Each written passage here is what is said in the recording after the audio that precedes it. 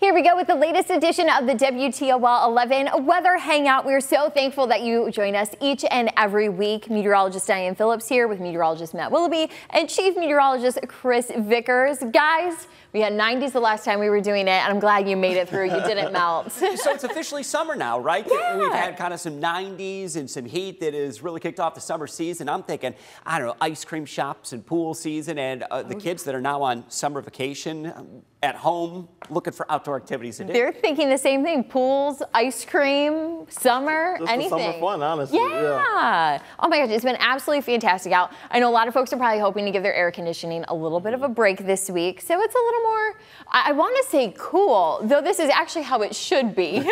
Right, upper 70s and near 80s, about average for this time of the year. But I got to ask you guys as well, what's up with the skies lately? We're going to be talking a little bit more about this. If you noticed, if you thought it was cloud cover or that haze off in the distance, think again. Something a little bit more mysterious is happening with the skies at this moment. Yeah, I'm typically used to seeing dusk in the sky during the summer months, but yeah, we're talking something different this time around. And it's not pollen either, which is rather high as well. That was my only guess. Yeah. But yeah, so we'll have, of course, more discussion on what is in the skies. I think it's fair to say it's not rain It either. is not rain.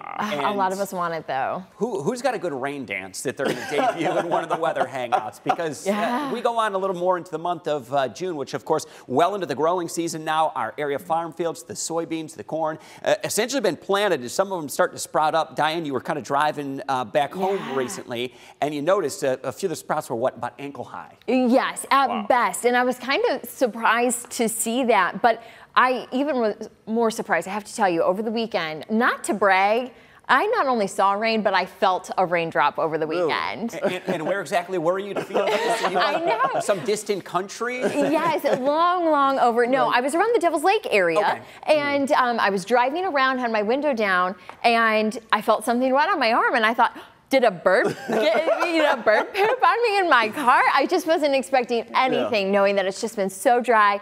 I counted a grand total of 5 raindrops. Wow. The one on my arm and 4 on my windshield. It wasn't much to write home about. The rain dance was working just a little bit, but not good enough. Not good enough. You know, I only did a little shuffle, and I only got 5 raindrops. Well, we'll have to put this in perspective as far as what our weather is in historic perspective on how long this dry weather has been going on for. I know you've noticed it if you're out there watering the front lawn, the gardens, the vegetable gardens, or you manage a large farm that you're kind of trying to keep those crops irrigated and watered. It's a difficult time of the year. So we'll be talking more about that. But not just us talking dry weather. We'll have a little bit more about some wildfires that are going on. Matt, why don't you take us into this first video that we have to share with you? Of course. So we have wildfires pretty much places you not necessarily won't expect it. This is a video showing forest fires burning in Medford, New Jersey. New Jersey Fire Forest Services office said the Bass River State Forest Fire has grown up to almost 6,000 acres, but it is approaching almost 100%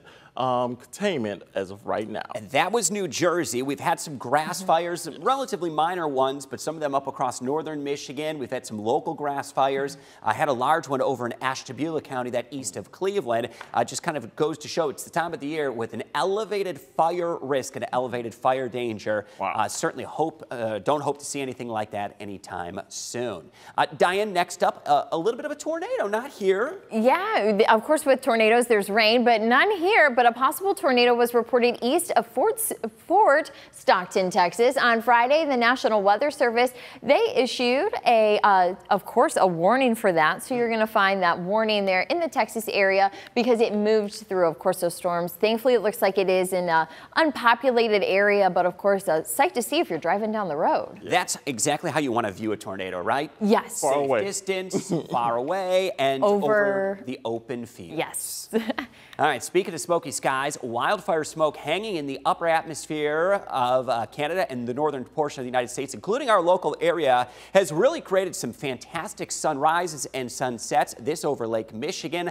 On Sunday, this particular viewer, Mark Maxwell, said he filmed the footage from Lions Park Beach in St. Joseph, Michigan. Diane, you familiar with that area? I haven't been over there. Obviously, I know where it's at, and you can definitely get some nice sunset photos being that close to the water and the lake, but That's a gorgeous look right there. Yes. Matt, we'll talk a little bit more about this as well coming up in just a bit. Some of the wildfire smoke that has been visible over our skies. We kind of spilled the beans on that one. That's what's been up in the sky. Yeah. You're going to break a little bit more down about that and kind of show some of the impacts that it's been having on our local weather as well. Yeah, definitely will, and how it's possibly going to stick around at least for the week as well. So yeah, definitely a different taste of what we kind of used to in the months of June and at least July coming up. And coming up as well in just a few moments as well, we're going to take you back to a step in history. 13 years ago, a very historic tornado that visited our area and unfortunately has still left its mark on our local area. We'll recap that. We'll continue on with our weekly weather hangout, whether you're joining us on YouTube or on WTOL 11+. We appreciate you being with us. Stick around and we'll see if you could get the answer to this quick fun fact.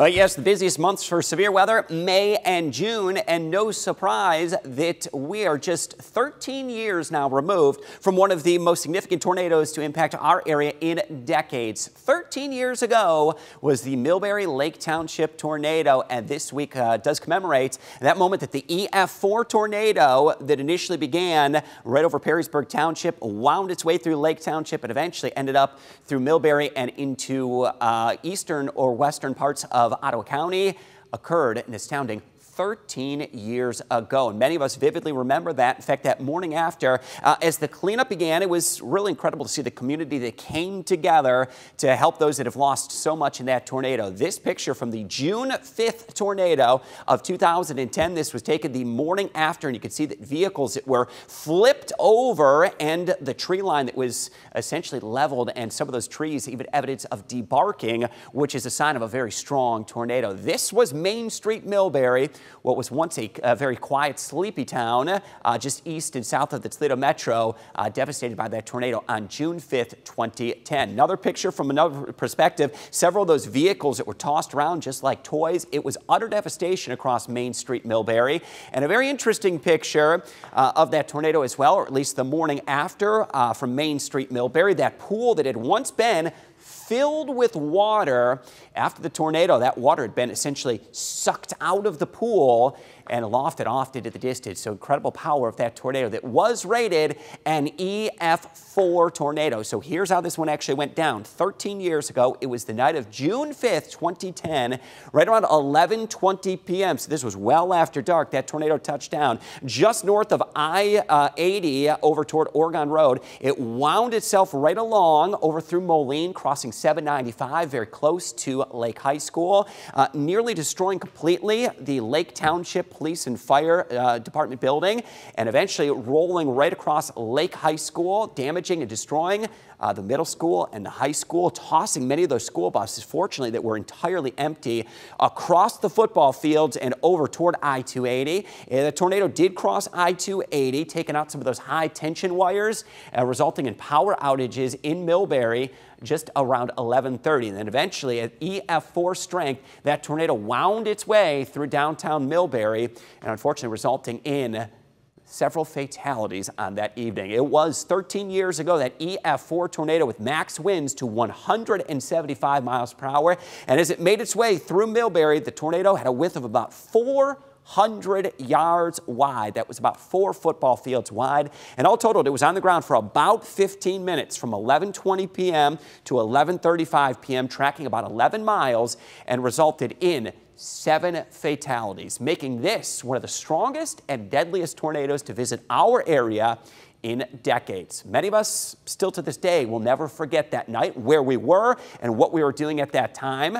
Let's take a look back in time as well from some of the people from WTOL 11 that experienced that night and what their thoughts were on that fateful evening.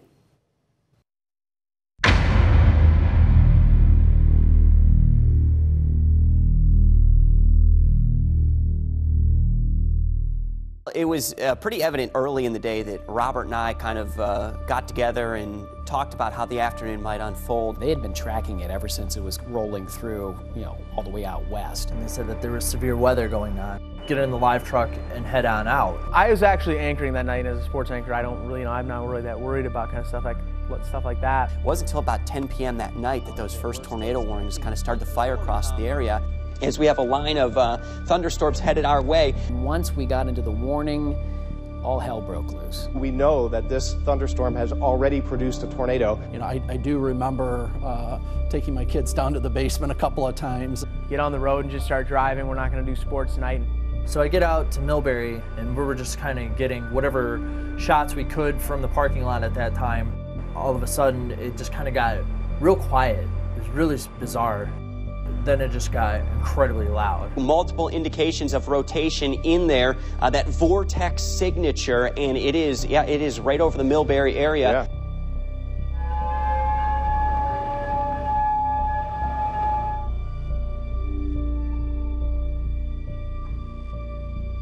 The feeling of hearing those confirmed tornadoes on the ground and knowing that we were on air, constantly on air, giving an update to where these tornadoes were tracking, and then getting the reports in that communities were being impacted and devastated and homes were being leveled, to be honest, sent a shiver down our spine. As I came up over the hill on 795, the first thing I saw on my left was what used to be the police station.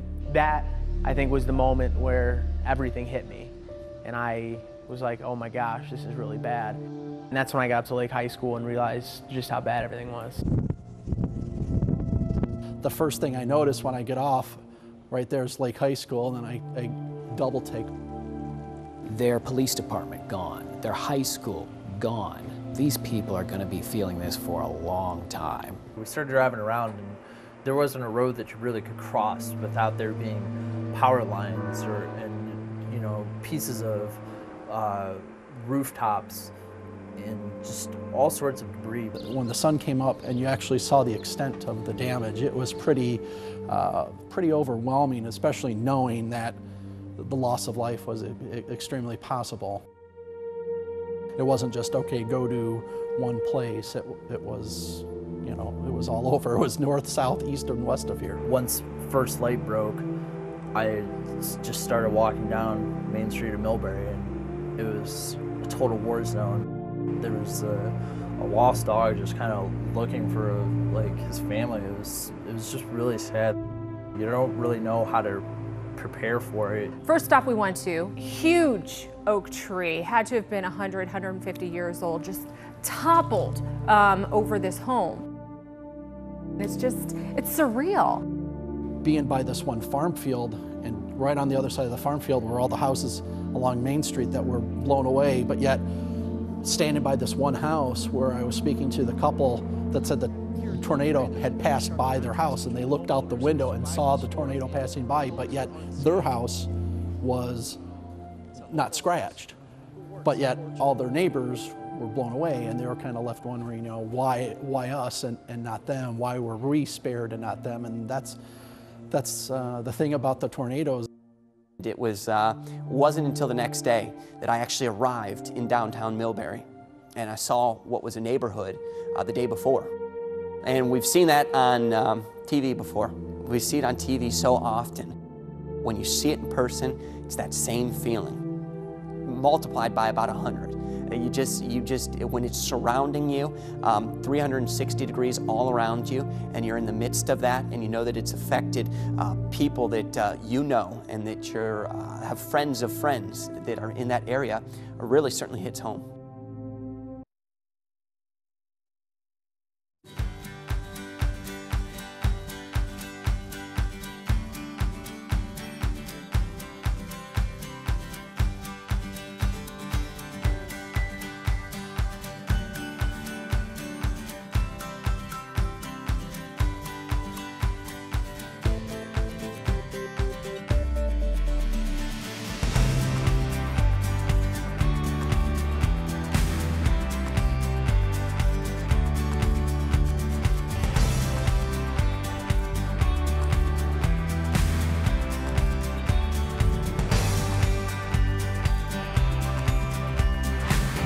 Well, the U.S. Drought Monitor definitely getting its work in across Ohio these past couple of days, even past couple of weeks as well. Of course, right here in Toledo, we've seen our 16th consecutive dry day. We could likely make it the 17th. And of course, since May, we've only seen just under an inch of rainfall. And in fact, it was the third driest one, at least in May, on record, or at least third driest so far on a record for us. So like I said, as we take a look at it, eventually, as we go throughout the next couple of days, that's when we'll see even more dry conditions out there for us. So like back in May, we saw rainfall only just under an inch of rain. Normally we see May being the wettest month on record. Definitely not the case this year, at least. As far as May goes, it was actually the driest May since 1934, and that was just typically the Dust Bowl era at least. So you can go back way to 1934. Of course, our longest spring dry spells, well, 2023 is starting to creep up into the record books. Of course, 2023 being around 16 days of dry days in a row. Of course, at 17, we're sitting at 1881 and 1966, right at 17 as well. And possibly by the end of the week, we could be talking record dry days for spring coming up by the weekend. Of course, that lack of rain. So we're probably wondering, when is the last time we've seen rainfall?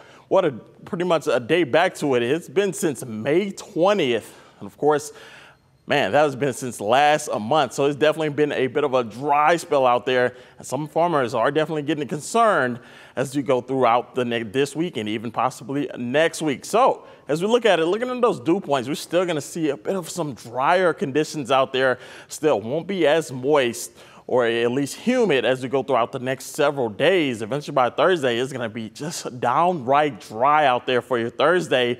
Eventually, as we head into Friday as well, that's going to be the same case, where we're not going to see much relief of any rain as we go throughout Wednesday, Thursday, or Friday it is. And look at those rain chances, at least over the next 7 days. Those rain chances are going to be rather low as we go throughout Tuesday, Wednesday, Thursday, and Friday. But hey, we could likely see some changes on the way as we go throughout Saturday, Sunday, even into Monday, where we could see those rain chances possibly come back to our area by Sunday. To time it out for you as we go throughout your hour-by-hour forecasts, those rain chances will come back this weekend, and we could finally possibly see some relief as we go throughout Saturday and into Sunday with some rain showers rolled back into our area as we head into Sunday. Now, of course, you're thinking about the drier weather and these dry days we've seen, but if you look up in the sky, we also have some not necessarily cloudy conditions, but some hazy conditions. And that's where we find meteorologist Diane Phillips kind of breaking down what's going on with these hazy conditions we've seen over the past week, Diane. Yes, even earlier in the season, we've been seeing our skies kind of have a little more of that milky look, and that's exactly what we have here in Perrysburg. All day long and on all of our cams, we've kind of seen this similar look. So it kind of just seems like overcast skies, cloud cover. And yes, we have had some clouds, but as you look out in the distance, it kind of looks like it's airbrushed. We have a little bit of that gray color just though along the trees into the distance, and it's just hazy outside. And the reason for that is wildfire smoke. We talked about it earlier here in the Hangout, and we, yes, are experiencing those wildfire conditions as far as the smoke here in Northwest Ohio and Southeast Michigan. Now, I was looking at air quality index earlier because we actually saw it peak around the lunch hour, and well, we were into the red, meaning that high category on the air quality index, meaning that even folks that maybe struggle with asthma or some health ailments, this means that the general public is going to start to notice that maybe that air quality is not as good as what it could be, and maybe you just don't feel 100%. So we were earlier in that high category. We have dipped a little bit because there's some relief in the forecast. But what are you feeling? How do you know, hey, maybe this smoke could be bothering you? Well, the poor air quality does bother many, but it's not like when you go outside and you're gasping for air. There's still, of course, plenty of oxygen. The thing is, though, is that we just have those dust and dirt and smoke particles that are in the air, and it acts just like pollen. It can serve as a nucleus to make rain, or it can also then get into our sinuses and kind of bother us a little bit, just like the pollen does. Very similar in the way it behaves. So that's why you might be saying, hey, my allergies have been really strong here lately. And it could simply just be because of the smoke that we've been working with. So some sinus issues, maybe you've noticed a scratchy throat, maybe you're a little tired, a headache. And, well, a runny nose, itchy eyes, it's simply because that dust and that dirt kind of gets up in our nose, and it's just an irritation, and our body has to say, okay, I'm irritated, and that's why you might just not be feeling so great maybe the last couple of days or even here recently. Now, of course, we're going to watch and hopefully see some relief here as we look throughout this time. You're going to find even as we go into this evening that we do see some of the smoke start to dissipate. So that's good news. We have some relief coming our way for Wednesday. But as the fires in Quebec continue on, we're going to find that we do have a little more of a pivot that's going to continue to bring in the chance for more smoke as we go into Thursday and even later this week. So, of course, we'll be watching that air quality index and just be mindful that maybe some of those allergy symptoms that you have, they could start to rev up again. But as far as that air quality index, as we go even in through the rest of our day, you're going to find that we're back into the yellow. So we are starting to see some improvements already, and that's going to continue on. As far as that air quality index, we will see some improvements here in Northwest Ohio. But of course, you can always get updates on the WTOL 11 weather app and also here on WTOL 11 Plus and even the WTOL 11 YouTube page. So make sure you're connecting with us. We're going to make sure you stay one step ahead as we are not in the clear yet as far as the smoke or even the hazy skies that we have overhead. But we still have just a little bit more to wrap up this weather hangout, so we're going to take a quick break and be right back.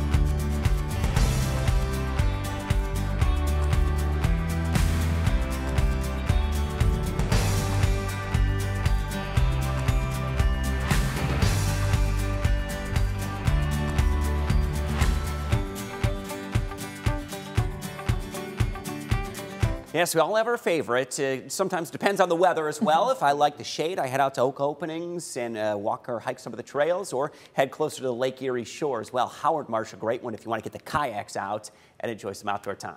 Yeah, and we were even highlighting earlier today some of the new features that we have at the new Metro Park, and oh, that looked beautiful. Oh, Have yeah. to get out there. Yeah, I definitely saw that earlier, so I'm definitely excited to see what the Glass City Metro Park has to offer as we go throughout the next couple of summer months. So definitely going to be some good views on at least the Glass City Metro Park. And it's the time of the year to enjoy it. We're really just getting into the summer season. Yes. And we're going to have so much more. If maybe the kids are on their summer break now, I'll let them hang out with us each and every week. We plan on being here every week for you.